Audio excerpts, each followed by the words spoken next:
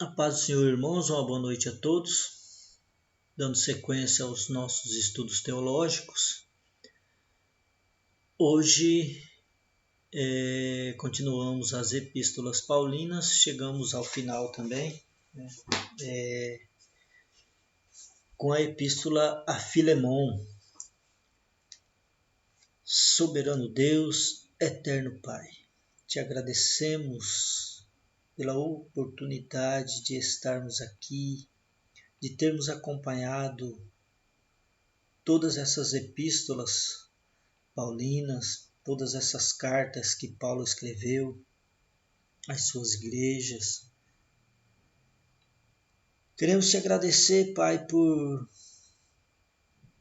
ter tido a oportunidade de conhecer melhor essas epístolas. Muito obrigado, Senhor. Que possamos passar adiante, que possamos compartilhar esse conhecimento com os nossos irmãos para difundir o seu reino. Muito obrigado, Pai. Te agradecemos e te louvamos em nome de Jesus. Amém. Essa carta, essa epístola de Paulo a Filemon, ela não contém instrução nenhuma. Ela não traz nenhuma referência direta de doutrina cristã. O seu valor principal se encontra no quadro que nos oferece do funcionamento prático da doutrina cristã na vida diária e na relação do cristianismo com os problemas sociais. Trata-se de um exemplo que não era comum em seus dias. Conforme a gente já havia dito, quando a gente discutia as epístolas a Tito, o fato da gente conhecer a cultura, o que estava acontecendo, né? Qual é o relacionamento social, a cidadania, né? O que é o reconhecimento de um ser humano, como nos dias de hoje é reconhecido, né?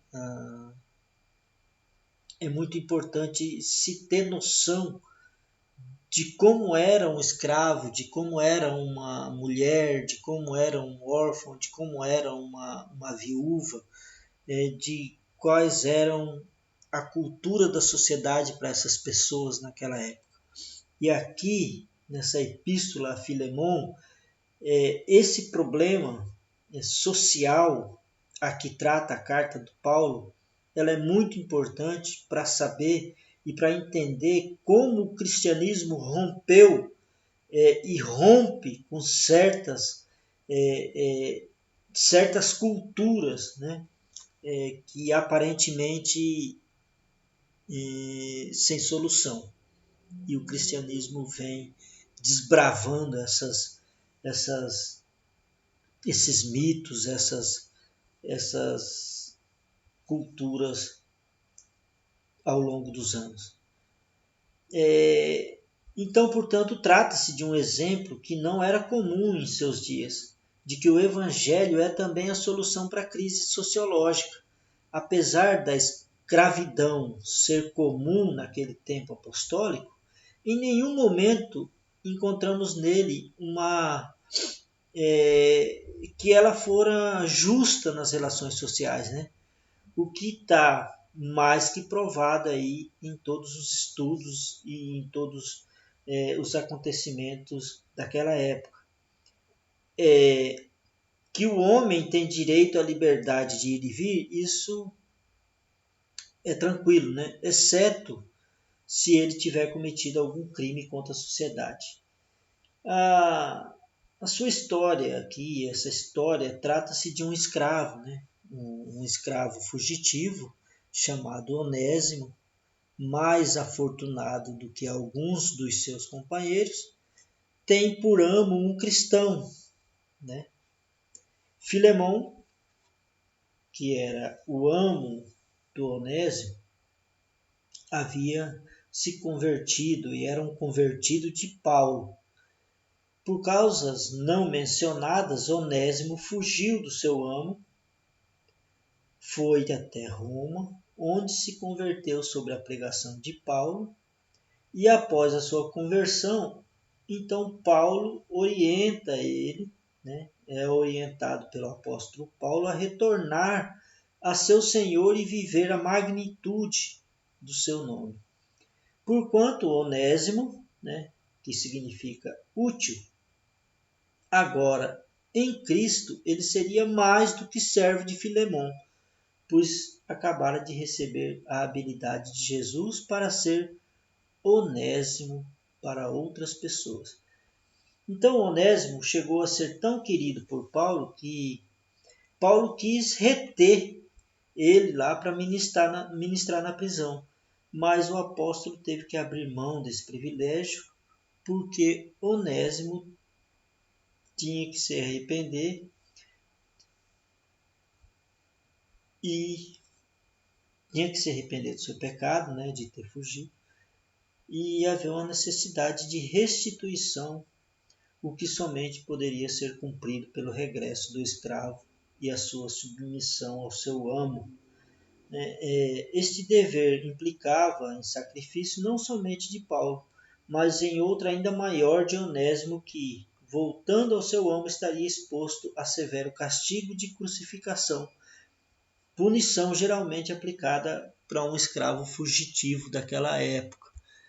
Então veja que Paulo tinha uma difícil missão nessa questão aí de resolver essa questão social de um escravo fugitivo pelo qual convertido deveria retornar, pedir perdão e servir. Esse senso de justiça requeria de Paulo que devolvesse o escravo, mas a força do amor fez ele intervir por ele e salvar-lhe a vida. Escreveu uma carta gentil e delicada de súplica afetuosa, identificando-se com Onésimo e pedindo ao seu amo Filemon, que era devedor de sua própria vida, a Paulo, não somente o perdoasse, como o recebesse como irmão, propondo-se pagar pelos prejuízos causados pelo seu novo filho na fé. Entende como Paulo rompe com essa questão e o cristianismo rompe com essa questão colocada nessa cultura dessa época, quando Paulo escreve a um cristão, o cristianismo fazendo com que rompesse com a lei, perdoasse, por amor a Cristo, pelo amor ao cristianismo, porque pela lei o servo fujão deveria ser morto, mas Paulo intercede por ele, salva a vida dele e ainda suplica, dizendo que ele, como cristão, deveria receber o recém-convertido. E Paulo ainda se propõe a pagar pelos prejuízos causados pelo seu novo filho na fé. Então rompe com essa cultura daquela época, como a gente vê que o cristianismo ele não só rompe, mas Paulo nessa carta a Filemon deixa bem claro que o cristianismo ele é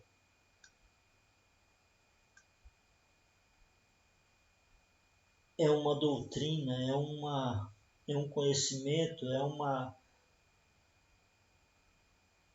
é um evangelho e também traz solução para as crises sociais, sociológicas e culturais.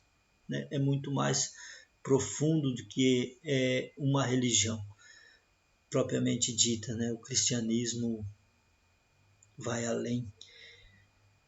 E essa carta a Filemon, ela deixa bem claro essas questões, já que ela não contém nenhuma instrução direta referente à doutrina ou à conduta cristã, mas a carta de Paulo chama a essa conversão